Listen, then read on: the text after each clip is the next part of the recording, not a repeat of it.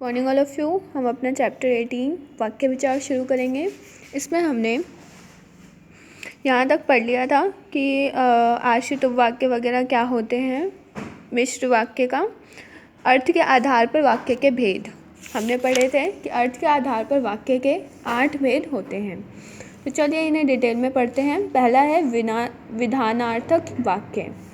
इस वाक्य में क्रिया के द्वारा कार्य के होने की सामान्य सूचना मिलती है।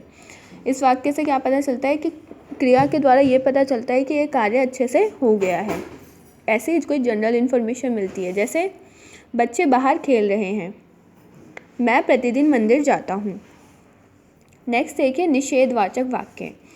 इस वाक्य में कार्य के होने का निषेध किया जाता है। इस वाक्य में क्या मतलब मना किया जाता है कि कार्य नहीं हुआ है, दैट मीन्स, ठीक है। जैसे हम ऐसा काम नहीं कर सकते, उसे अब मत जाने दो। तो इन सब में क्या है, निषेध हो रहा है, यानी कि मना किया जा रहा है काम करने से। थर्ड है प्रश्नवाचक वाक्य। इस वाक्य में प्रश्न किया जाता है। इस वाक्य में क्या किया जाता है, प्रश्न। जैसे आपने ऐसा क्यों किया। देखिए लास्ट में क्वेश्चन मार्क है, वे लोग कब आएंगे, ये बोल के लास्ट में क्वेश्चन मार्क, ठीक है। ये क्या है, क्वेश्चंस हैं, इसलिए इसे प्रश्नवाचक वाक्य कहते हैं। फोर्थ है आज्ञार्थक वाक्य। आज्ञार्थक वाक्य क्या होता है, इस वाक्य में आज्ञा प्रदान या आज्ञा प्रार्थना या उपदेश दिया जाता है। जैसे यह काम तुरंत करो, ये क्या है, उपदेश। धीरे धीरे बोलो, ये भी क्या है, उपदेश। ओके, तो इसमें आज्ञा प्रार्थना या उपदेश दिया जाता है। फिफ्थ है संदेहार्थक वाक्य। इस वाक्य से संदेह, शंका या संभावना की सूचना मिलती है।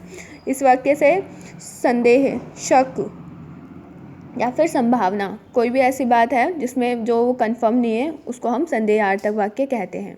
जैसे आज हमें देर हो सकती है, शायद वह आ जाए, ठीक है। ठीक है, संदेहार्थक वाक्य। सिक्स है इच्छार्थक वाक्य। इस वाक्य से इच्छा, शुभकामना या आशीर्वाद प्रकट होता है। जैसे भगवान तुम्हारा भला करे, आपका मनोरथ सफल हो, ये क्या है, इच्छार्थक वाक्य।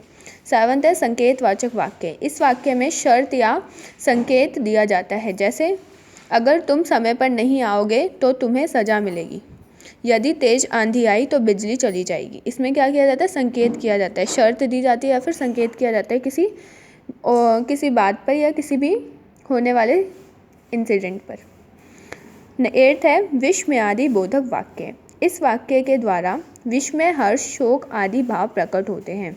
इस वाक्य के द्वारा आप अपने खुशी के, दुख के भाव को प्रकट कर सकते हैं। जैसे कितना सुहावना दिन है, लास्ट में देखिए विस्मयादि चिन्ह है, आपने हद कर दी, लास्ट में विस्मयादि चिन्ह है। ये क्या है, आपके ऐसे वाक्य हैं जिसमें आप ज़्यादा खुश हो तब इसका प्रयोग कर सकते हो, बहुत ज़्यादा दुखी हो तब कर सकते हो, ठीक है। तो विस्मयादि बोधक वाक्य हैं। और दोहराइए, आप अच्छे से पढ़ लीजिएगा। और ये जो 3 क्वेश्चंस हैं, उद्देश्य किसे कहते हैं, रचना के आधार पर वाक्यों के भेद लिखिए, अर्थ के आधार पर वाक्य के कौन से भेद होते हैं, या आपको कॉपी में करने हैं क्वेश्चंस, और बाकी क्वेश्चंस आपको बुक में फिल करने हैं। Okay, thank you all of you for listening me. Video को लाइक, सब्सक्राइब और शेयर करना ना भूलें, बेल आइकन ज़रूर हिट करें।